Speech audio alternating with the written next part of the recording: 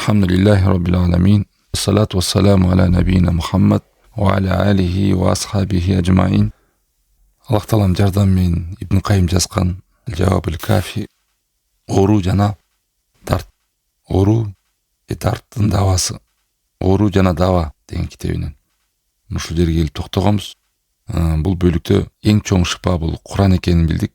Дем салуу жана ошол адамдын Куранга болгон мамилеси, иманы, ишеними, Аллахка болгон таянуусу, дем салдырган адамдагы, дем салган адамдагы жана ошондой ылайыктуу абалды табуу, тоскоолдуктарды жоюу, мына ошондой шарттары дал келсе, Аллахтын жардамы менен Курандын баалыгы боюнча сөз кылганбыз.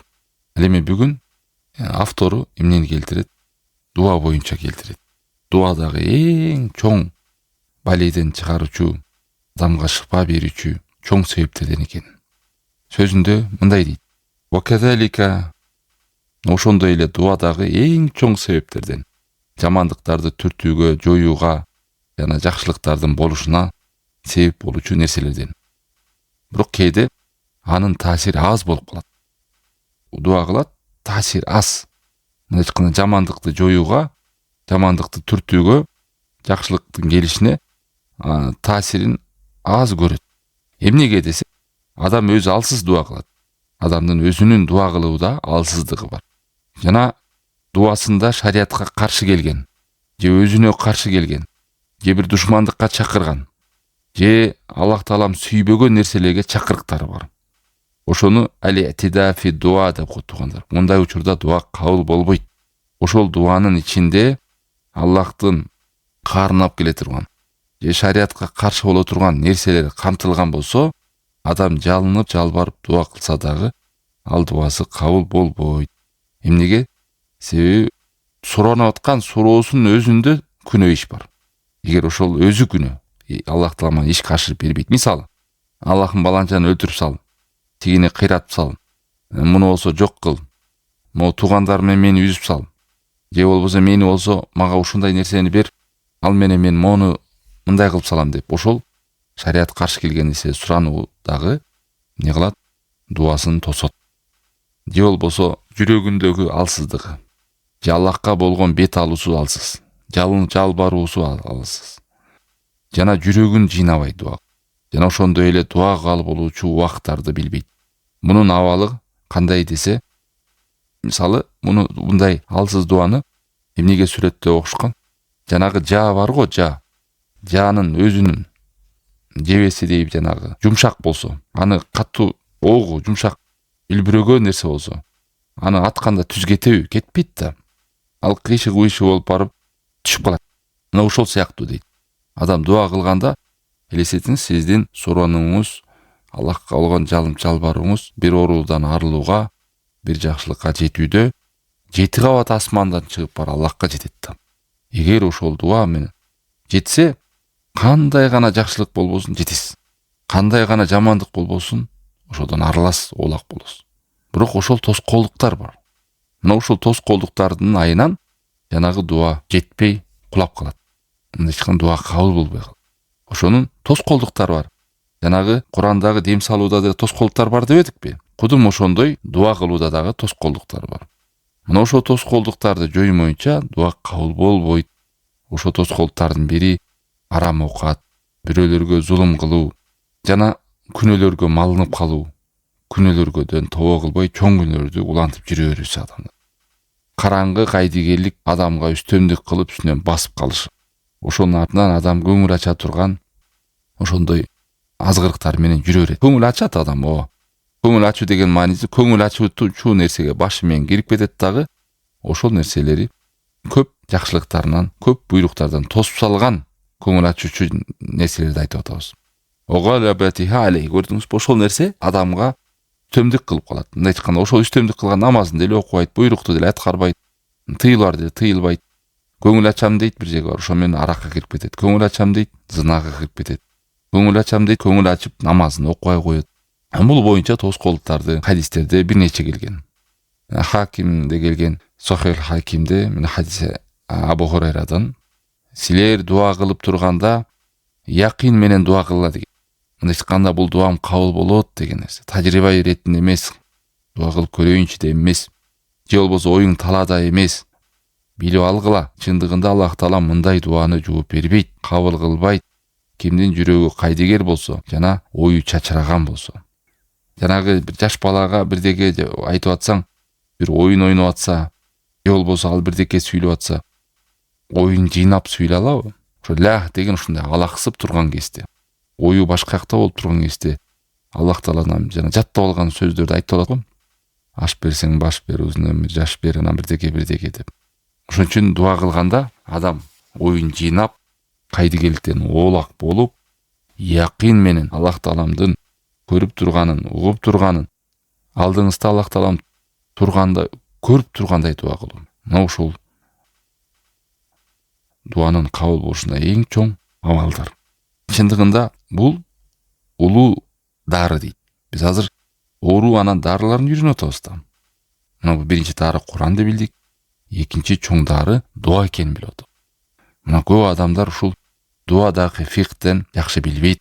Дуаныңыздагы туура кылыштыкты, дуадагы тоскоолдуктарды, дуадагы кабыл болбой кала турган жагдайларды, дуа алсыз болуп жетпей кала турган абалдарды, канткенде дуа туура калып мусулман адам жакшы билип алыш керек. Себеби бул эң чоң себептерден болот бой адамдын жашоодогу бактылуусунда. Керек болсо ибадаттардын өзөгү да дуа. Но шыпаага дагы түрткү боло турган, себеп боло турган чоң нерсе бул дуа экен. Ооруларды жоюучу нерсе дуа дейт. Кандай гана оору болбосун, эгерде ошол ооруну Алла Таалам көтөрөм деп шыпа бербейм десе, 1000 дары бар.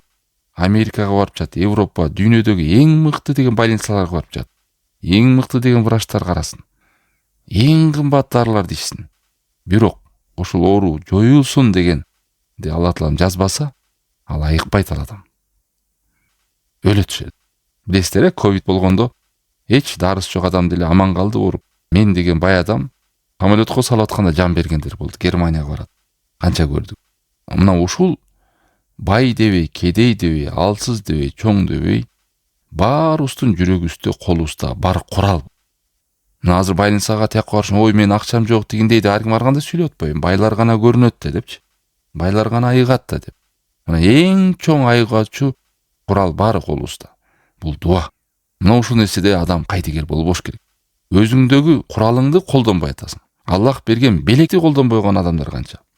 Ошол кыйынчылыктан чыгууга, жакшылыкка жетүүгө берилген, адамга берилген эң чоң белек бул дуа.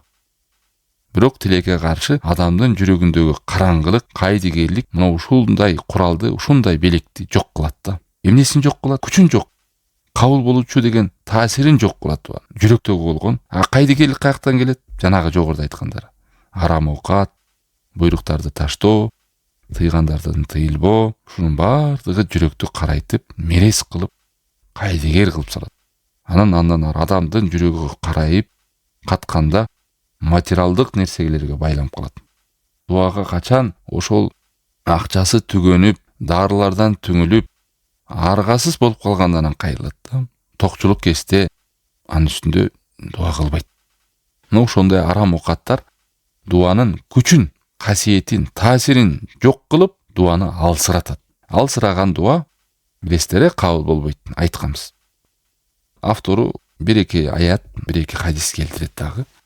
Аяттан тын алдында хадисти айтат. Я юханнас инналлаха тойибун. Пайгамбар алейхиссалату вассаламдын белгилүү хадиси Абу Хурайрадан. Эй адамдар, Аллах Таалам пакиза, таза зат. Ла якбалу илля тойибан. Аллах Таалам тазадан тазаны гана кабыл кылат. Мейли ибадатыңда болсун, дуаңда болсун. Аллах Таалам момундарга эмнени буйруган болсо, мына ошол нерсени пайгамбарларга да буйруган. Пайгамбарларга буйруган нерсени момундарга да буйруган. Пайгамбарларга, элчилерге эмне деп буйруган экен? Мына ушундай буйруган. Бүт пайгамбарларга буда мындай кечирип коюу, мейлем сен арам жесең деле кабыл кыла берем деген эмес пайгамбарларга. Пайгамбарларга да ушуну шарт койгон. Эй, элчилер, пайгамбар, билип алгыла. Эгерде силер жеп аткан оокатыңар арам аралашып кетсе, мен үнүңөрдү укпайм деген. Амалыңарды, дуаңарды, тилегиңерди, максатыңарды орундатпайм деген. Мына ошон үчүн элчилер бул нерседен өтө оолак, пакизат, таза болушкан. Не деген? Эй элчилер, пайгамбарлар, кулу минат тойибат, адал, таза тамактардан жегиле деген. Ва амалу солихан, таза солих амалдар кылла, инни бима та'малун алим, мен эмне кылып атканыңарды билип турам деген. Муъминун сүрөсү 51 аят. Дагы бир аятта момундарга айрылып айтат. Я юхалладина аману, эй иманды келтиргендер, адал тамак, биз ырыскы кылып берген тамактын адалын жегиле. Мына эми бүгүнкү күндө карай бериңиздер, канча адамдар кредит, канча адамдар зулумдук менен жейт, үстөмдүк менен жейт, штраф менен жейт, оокатына аралашкан, соода сатыкта болсун, бирөөлөрдүн акчаларын иштөөдө, ишинде шалакылыктарды кыянаттык менен жегендер бар. Айтор ошонун бардыгы адамдын жүрөгүн мерес кылып, катуу кылып, ибадаттан оолак кылып, даамын таттырбай тургандай кайдыгеликке адамды түртүп салат. Керек болсо дуа да кылгысы келбейт адам. Дуа кылыш ал адамга оор болуп калат. Тилине айтууга оор болот. Денеси ылайыксыз болуп калат ибадатка Алла сактасын. Анан мисалдады дагы бир хадисти. Бул адамдын абалы кайдимки чөлдө бараткан адам, чачы чаң баскан, кийими бир ушундук ачканда калып калган да, чөлдө калып калган, сапарда калып калып, о Роббим, мага суу берчи деп сурап атат да. Же бир жардам сурап аткан болот. Тамагы арам, ичкен оокаты арам, кийими арам, жеп ошолго чейин денеси дагы азыктанып калган арамга. Эми кантип бул адамга дуагасына жооп берилсин? Кантип кабыл кылсын деп атат. Мына ошондой болуп калбайлы туугандар. Көрүңүздөр, кээ адамдар түшүнбөйт да, мен дуа кылып атам, эмне болуп атат дей берет. Ошондой дуа кылып атканда адам тоскоолдуктарды, шарттарды, эмнеге кабыл болбой атат дуам? Ошолорду мусулман фикх деп коет, ибадатта ушул дуадагы фикхти түшүнүш керек. Бул жерден Шейх Ибн Кайым сөзү бүт. Шейх Солих Фаузан хафизахуллах кээ бир тааликаттардын ушулга бергенин айтабыз. Мына биз билдик, дуа деген күнөөлөрдөн арылууга. Караңыздар туугандар, күнөөлөрдөн да арылууга. Мына азыр күнөөгө батып атам, кантип күнөөдөн чыга албай атам деген адамдар бар. Мына зависимый болуп калдым, билип атам, кыйналып атам, ушуну таштай албай атам, ушуну аткара албай атам деген адамдар бар. Ушуну кантип? Мына эң чоң себептер дуа кылуу. Дуа кылуу оорудан эле айыгуу эмес, күнөөдөн да айыгасыз. Жалкоолуктан да, ныксыроодон да, кайдыгерликтен да, боштуктан да, бүт ушул оорулук, бул да оору да. Жан дүйнөсү оору болгондуктан ушул зависимый болуп атат ал адам. Мына ушул дуа кылуу менен ушундай жамандыктан чыгууга эң чоң себеп, эң улуу эшик. Аллах Таалам өзү убада берип бизге буйрук кылган. Кулдарым дуа кылгыла, сураңгыла менден деп. Гофир сүрөсү 60 аят. Вакала роббукум удуни астажиб лакум. Роббиңер айтты, дуа кылла, мен силерге жооп берем деди. Дагы бир аятта вайда саалака ибад анни фа инни қарибун уджибу даъвата да'i иза даан. Эй Мухаммад айт, Мухаммад эгерде кулдарым сураса, мен жакынмын алар. Сурагандын суроосун кабыл кыламын, жооп беремин деген аяттар. Дагы бир хадисте дуа деген бул ибадат деген. Элестетиңиз, ибадатты аткарып атасыз, жакшылыкка жетүүгө дагы умтулуп атасыз, жамандыктан оолак болууга да бүт нерсени камтып атасыз дуа кылуу менен. Сиздин пайдаңыз кабыл дуа. Оорудан айыгууда, жакшылыкка жетүү, бүт жакшылыктын эшиги. Болгондо ушуну түшүнүп алыш керек. Улуу колуңузда дары бар экен. Лечениянын колуңузда турат. Дагы бир де дуаны керек болсо дин деген алат. Не деген? Фадуллаха мухлисина лахуддин. Аллахтан чын ихлас менен дуа кылгыла. Бул дуаңар дин деген, дин деп. Ихлас менен дуа кылуу бул ибадат экен, бул дин экен. Бул эң чоң себеп экен жакшылыктан жетүүгө, жамандыктан оору. Инналлазина ястакбируна ан дуа ибадати. Ал эми мага ибадат кылуудан текебер болгондор деп дуадан баш тарткандарды, дуа кылбагандарды ибадаттан баш тарткандар текебер болгондор деген. Мындайларды тозокко кор болгон абалда кирет. Саядхулуна жаханнама дахилин. Гофир сүрөсү 60. Бирок ар бир эле дуа кылган адамдын дуасы кабыл боло бербейт экен. Эмнеге дуалар кабыл боло бербейт? Аллах Таалам Куранда уада берди го, дуаны кабыл кылам. Аллах Таала уадасынан тайбайт. Туурабы? Тайбайт. Дуа кылгыла, кабыл берем деди. Анда эмнеге кээ бир дуаларды кабыл болбойт деген суроо болуп жаралат. Ошол суроого бир нече маселе бар. Мусулман адам ошону жакшы түшүнүшкө керек, кээ бирөө ушинтип түшүнөт. Мен дуа кылдым, муну кылдым. Анан жаман ойго түшөт. Алла таалам меникин кабыл кылбайт экен, болбой калдым. Мен үнүм деле Кудайга кылбайт, өзүн таштап салат адамдар. Мына ошол дуадагы фикхте түшүнүүнү, дуадагы бир маселелерди түшүнбөгөндүктөн. Мына могу маселелерди түшүнүп алсаңыз, алхамдулилlah, эч убакта дуаны үзбөйсүз. Биринчиден, кээ бир учурда дуанын жообун Алла таалам кечиктирет. Кечип кетсе эле таштап салбаш керек. Эмнеге кечиктирет? Бул адамдын кызыкчылыгында, ошол адамдын пайдасы үчүн. Ошон үчүн адам кечиксе дагы, дуасынын натыйжасын көрбөсө дагы уланта бериш керек. Ошо уланта берүү менен адам жакшылыкта жүргөн болот. Дагы бир хадис дейт, дуа кылдым, сурандым, кабыл болгон жок го деп. Бир адам ооруп калган, 1 жылдан бери ооруп жүрөт да. О Аллахым, ошо оорудан мени чыгарчы дейт. Бирок 1 жылдан бери оору менен күрөшүп жүрөт. Анан айтат оюнда, канайым айыгып кеткен деп. Ал адам баягы сезген жок. Балким ал оорусу өрчүп кеткен эле. Андан ошол дуасы менен оорусу өнүгүп өрчүп кетпей, козголуп көйүп кетпей сакталып турганын билбейт. Ошол оорусу менен даражасы көтөрүлүп атканын билбейт. Ошол оорусу менен күнөөсү кечирилип атканын билбейт. Ошого пайда бар экенин билбейт. Алла таалам бирок ошол дуасынын үстүндө, касиеттин үстүндө адам жакшылыкта жүрүп атканын адам өзү да сезбей калат. Мына ошон үчүн адам ошол дуасынын кеч кабыл болгондугунда кээде пайдасы болуп калат.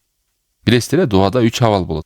Же Алла таалам сразу жооп берет, же болбосо ал дуасын сактап коет, натыйжасын акыретке. Ошого чоң адам кубанат ушуну көргөндө. Же болбосо ошондой абалда күнөөсүн кечирет, же болбосо ошондой балени жок кылат. Кыскасы, дуа кылган адам эч убакта унутулбайт. Сиздин пайдаңызга. Натыйжасын азыр көрсөңүз да, көрбөсөңүз да азыр, кечиксе дагы, акыретке калса дагы, жана ошо менен балени жок кылса дагы, адам эч убакта дуасы болгондо эле ошо дуанын кабыл болушу маселе. Чын эле дуаңыз Кудайга жеттиби, кабыл болду деген маселе. Мына ошол тоскоолдуктарды адам жоюп коюп эле, болду, көңүлү ток, тынчтыкта дуа кыла бериш керек. Ошон үчүн адам баласы дуаны кыла бериш керек, намазда кылыңыз, тахажжуд намазда кылыңыз, саждада кылыңыз, намаздын аягында аттахият салаватта кылыңыз, колуңузду көтөрүп сүннөттөрдөн кыла бериңиз. Айтор үзбөңүз, күнүңүз дуасыз өтпөсүн.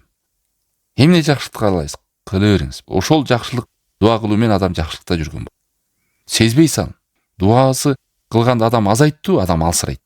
Сынат адам. Эч убакта үмүттү үзбөстөн, токтотпостон, ар ойго барбастан уланта бериш керек. Анан экинчи дагы маселе дуада ошол дуанын кабыл болбой калышы адамдын өзү себеп болот. Мындай айтканда, кандай себептерде? Бири шариатка каршы келбеген дуаны кылат. Себеби дегенде дуаны дагы адам Алла таалам көргөзүп берген жол менен дуа кылыш керек. Шариатка туура келбеген дуанын бири адамдын жанагы якыны жок, кабыл болобу болбойбу деп билбей эле тажрыйба иретинде, сынаш иретинде, анан жүрөгү кайдыгер. Элдин баары эле могу дуаны жаттап алыптыр, мен деле муну жаттап айтып коеюнчу. Анан шариатка дал келбеген жана. Шариатка дал келбеген, ичинде арам нерсе кошулуп кеткен маанилер болот кетет. Пайгамбардан суранып жүрөт, арбактан суранып жүрөт, Олиядан сурап жүрөт, Хыдырдан сурап жүрөт. Же болбосо, Кудай колдосун, арбак колдосун деп салса. Аллахтан суранбай, не кылды? Шерик кошуп, такыр дуасы кабыл болбой турган абалга түшкөн болот. Же болбосо, дуа кылып келип туруп бир ыйык жерге барам дейт. Бир мазарга, өзүнүн түшүнүгүндө ыйыктап алган, же бир булакка. Ошол жерге барып дуа кылбасам, мен дуам кабыл болбойт деген ишенимде болуп алса. Болду, өлдү, дуасы кабыл болбойт. Ошо шариатка каршы келген нерсени жасабаш керек деген ошол. Силер дуа кылганда якын менен, иман менен кылгыла дейт. Ойноп турган жүрөктө, кайдыгер болуп турган жүрөктө дуа кабыл болбойт, Аллах кабыл кылбайт деген. Дуа кылып атасың, анан бир нерсени пландап атасың да, оозуң кыбырып атат, жүрөгүң башка нерсени согуп атат. Оюң башка нерседе. Мисалы, о Аллахым, рызкымды адал кыл, кенен кылчы деп атасың, анан жумушуңузду эстеп атасың. Же дагы бир нерсе жок, ошол дуада суранып аткан нерсеңизди түшүнүп, оюңузду, жүрөктү жыйнап дуа кыл деген сөз. Мына бул тоскоолдук бар бекен. Анан эң чоң тоскоолдук арам оокат. Мына айттыгы, Аллах таалам таза нерседен башканы кабыл кылбайт. Пайгамбарлар эмнени буйруган болсо, момундарга да ошону буйруган. Бул нерседе жылмалоо, көз жумуп коюу деген жок. Жакшы түшүнөйлү. Арам болсо деле кабыл болуп кете берер, жей берейин, кредит уланта берейин, бирөөнү кыянат кылып кете берейин, болбойт андай. Бул нерседен арылмайынча Аллах Тааланын үйүнө жетпейт ал адам. Себеби Аллах Таала муну ачык айтып койгон, хадистерде ачык келген. Эй адамдар, ыйман келтиргендер, адал тамак жегиле. Керек болсо жанан элестетиңиз, чөлдө калып калган байкуш адам асманга эки колун түп-түз кылып көтөрүп, о Роббим деп. Ошол тамак арам болуп калган үчүн, суус арам болуп калган үчүн, кийим арам. Ошо арам оокат, арам акчадан сатып алды да. Дегенде арам кийимди кийинип алды деген сөз эмес. Ошо тапкан мээнети, акчасы арам менен келген. Тартып алган, урдап алган, сүткорлук менен алган, кыянат менен алган, же иштебей эле алып алган, алдап. Ошондой арамдын түрүгө бааны өзүнчө окуп билип алыш керек. Ушунун баардыгы эмне? Тоскоолдук. Ушул нерсеге өтө көңүл буруш керек. Караш керек. Менин азыр ырыскымды, үй бүлөмдү багып аткан акчам кандай жол менен келип атат үйүмө? Кантип ушулардын курсагына кирип, кийим алып, үйгө анымын алып атам? Ушул келип аткан канал каяктан келип атат акча? Взятка жокпу? Мамлекеттин акчасын тонуп аткан жокмунбу? Таң калыштым, бир туугандардан көрдүк, газ урдашат экен үйүндө. Свет урдайт экен. Неже бул мамлекеттики деп эмне болмок эле деп. Көрдүңүздөр, каяктан арам оокат кирип атканын билбейт. Жанагы кыянат кылып иштегендер бар да, ошо не деп койчу эле? Свет текшергендер не деп коет? Свет газга келген экен, мисалы 15 миң сом чыкса, газга кырын 5 миң берип, колуна берип, анан бир иши жолдору бар экен да. Мына ушул билбей оюнда мен уттум деп ойлоп атат да. Уттум, мен 10 миң сом эконом кылдым деп сүйүнүп атат байкуш. А биякта канча деген чоң жакшылыктан кур калып атканы, үнү Кудайга жетип аткан үнүн кесип салып атканын, Аллах болгон байланышын үзүп салып атканын, дуасы кабыл болуп аткан абалдарын билбей атат. Мамлекет болуу каяктан болот? Сен сатып алып аткан нерсе адал болуш керек да. Сатып алып атам деп эле алдап 100 сомдук дегенде 30 сом берип коюп, кайгылган бербей, унутуп калды ал, байкабай калды, алып берсе болобу? Ошол жакшы үйрөнүш керек. Арам жолдор, кандай жолдор менен арам болуп калат? Адал жолду билиш керек. Айрыкча таап аткан акчалары туура жол менен келип атабы? Мына себеби бул кичинекей бир арзыбаган оокат үчүн адам кызыгып, бияктан чоң жакшылыктан ибадатына, дуасына, тилегине канча жакшылыгын тосуп аткан болот. Анан иттида фи дуаны дагы айттык туугандар, жакшы билип алыңыз. Иттида фи дуадан сиз дуа кылып аткан дуаңызда күнөө иш камтылбаш керек. Күнөөгө алып баруучу кадамдар камтылбаш керек. Эгерде күнөөгө алып баруучу кадамдар камтылып калса, дуаңыз кабыл болбойт. Мисалы, мени ушу туугандар менен үзүп салчы, же болбосо Аллахым мага бул дүйнөдө мени өлбөс кылчы деген сыяктуу да. Же болбосо Аллахым мага иблисти көргөзүп берчи кандай. Же болбосо мен ушундай кылгын деп Аллах Тааламдын гайып нерсесине аралашуу. Же болбосо мага бул нерсени адал эле кылып берип койчу Аллахым деп атса. А ошо мисалы кредитти мага арам эле, адал эле кылып берип кой. Же зынаны мага адал кылып берип кой. Же мени пайгамбар кыл деп. Же болбосо ушундай кыскасы Алланын өкүмүнө, тагдырга, шариатка каршы келе турган. Же болбосо мен дуа кылып атам, кабыл болбой атат го деп койсо, бул дагы иттидафи дуа деп коет. Тоскоолдук, анан дуанын кабыл болушун токтото турган кадамдар бул. Ой Кудайым, намаз окуй эле коеюнчу, мен намаз окуй эле жашайынчы, намаз окутурбай эле мен тилегимди кабыл кылдырып берчи десе. Кыскасы, сүйлөп аткан, дуа кылып аткан сөзүндө шариатка каршы келген кадам болду, токтотот дуасын. Ошон үчүн дуадагы камтылган нерсе дагы туура нерсе болуш керек. Дуа деген бул күнөөлөрдөн арылууга жана адамдын кажеттери, максаттары, талаптары ишке ашууда эң чоң даба экенин. Бирок бул даба болгон менен дуа ошол туура болуш керек. Ошо талаптагыдай, шариаттагы көрсөткөндөй сыпатта, шарттары дал келген талапта болуш керек. Эгерде ушул талаптар ишке ашса, шарттар дал келсе, алхамдулилlah, кандай гана оору болбосун, дуа менен да адам айыга алат. Мейли жан дүйнө оорусу болсун, мейли мындай адам сезип кармала турган оору болсун. Эгерде бул талаптар, шарттар дал келбесе, анда пайда бербейт дуасы. Эмне кылат? Айыгууга пайда бербей калат. Себеби дал келген жок.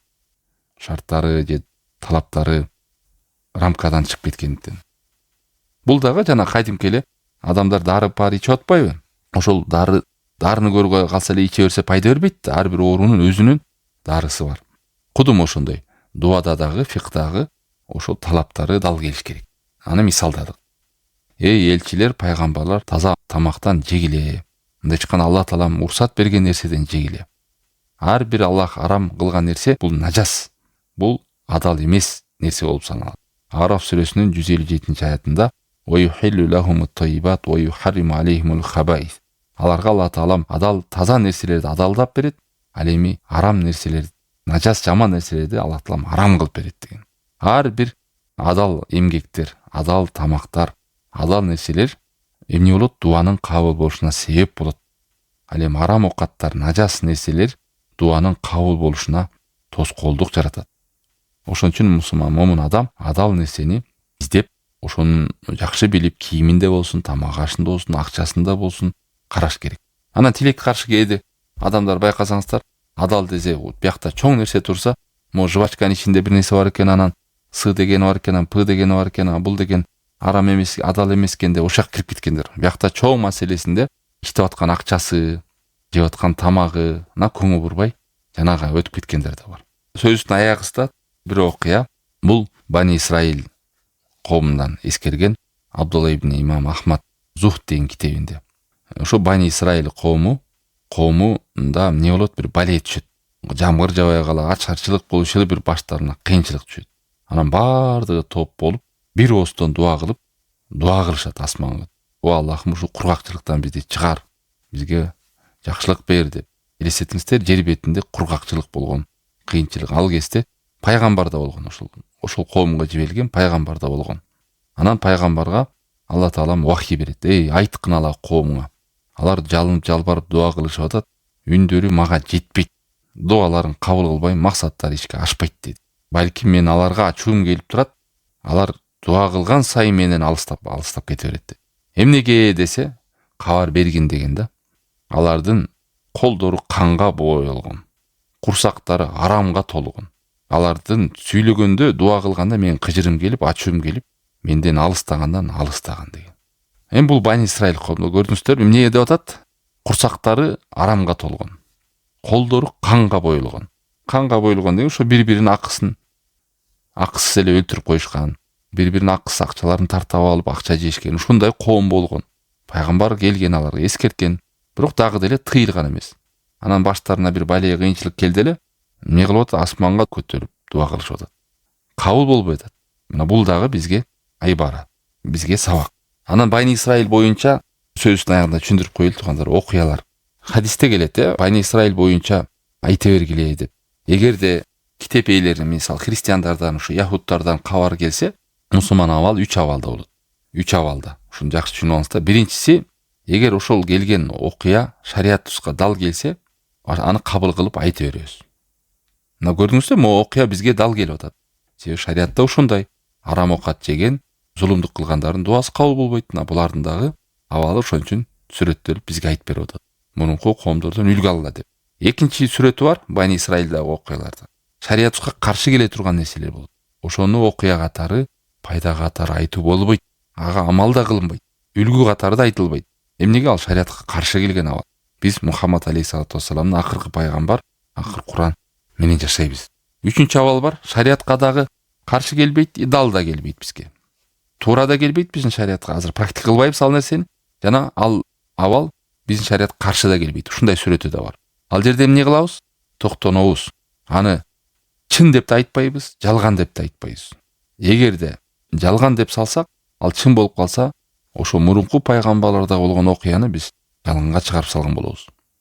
Эми чын деп да айтпайбыз, себеби ал жалган болуп калса, ал жалганды биз чын деп тасдыктап алган болобуз. Ошон үчүн бул абалда эмне кылабыз? Унчукпайбыз.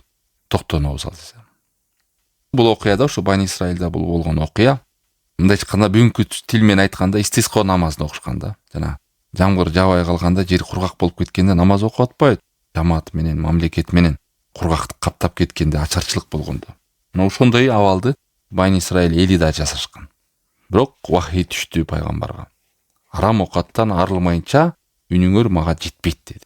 Мо бири-бириңердин каныңарды зулумдук менен төгөрүсеңер, үнүңөр жетпейт деди бизге. Имам Ахмадта келген, Абу Даудта келген хадисте айтканда, эгерде китеп ээлери силерге кабар берген болсо, силер аны чындыкка да чыгарбагыла, жалганга да чыгарбагыла деген. Аллахка иман келтирдик, китептерине, элчилерине деп айткыла. Эгер чындык болуп калса, аны силер жалганга чыгарбагыла. Эгер жалган болсо, ага ишенип албагыла деп айткан. Аллах таалам баарыбызга тауфик, ийгилик берсин. Дуаларыбызды кабыл кылсын жана дуаларыбыздын кабыл болушуна тоскоолдук жараткан нерселерди жоюлууну билүүгө насип кылсын. Арам оокаттардан Аллах таалам бизге кабыл болгон дуа, кабыл болгон амал, рызкыбызды кенен кылсын. Пайдалуу илим берсин Аллах. Үндөрүбүз Аллахка жетип, дуаларыбыз кабыл болуп, жакшылыкта бекем жүрүп, жамандыктан оолак жүрүп, жакшы сойлух амалдарда туруктуу болуп өтүшкө Аллах таалам насип кылсын. Ва саллаллаху тааля аля хайр халкихи ва аля алихи ва сахбихи ажмаин.